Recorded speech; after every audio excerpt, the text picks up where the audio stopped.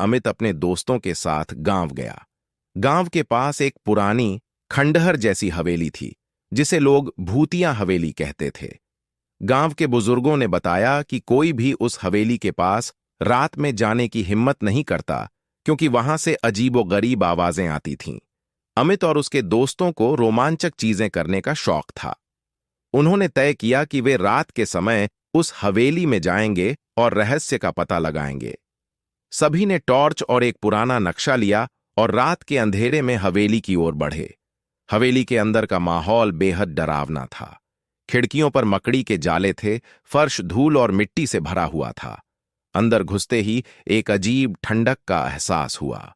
जैसे ही वे आगे बढ़े, एक कमरे से किसी के रोने की आवाज आई। क्या तुमने सुना? अमित के दोस्त रोहन ने डरते हुए पूछा।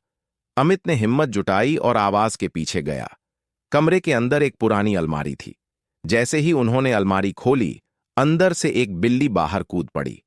सभी ने राहत की सांस ली, लेकिन तभी अचानक हवेली के एक कोने से भारी कदमों की आवाज सुनाई दी। यह कौन हो सकता है? मनीष ने कहा। वे धीरे धीरे आवाज के पीछे गए।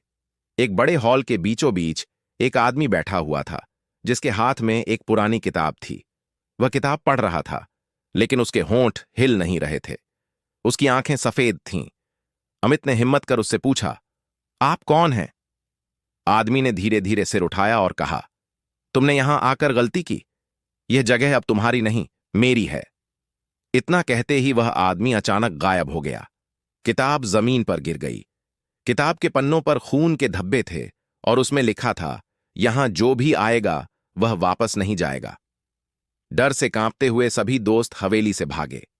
लेकिन जैसे ही वे गांव पहुंचे, उन्हें पता चला कि वहां के लोग उन्हें देख ही नहीं पा रहे थे। वे अब केवल हवेली का हिस्सा बन चुके थे।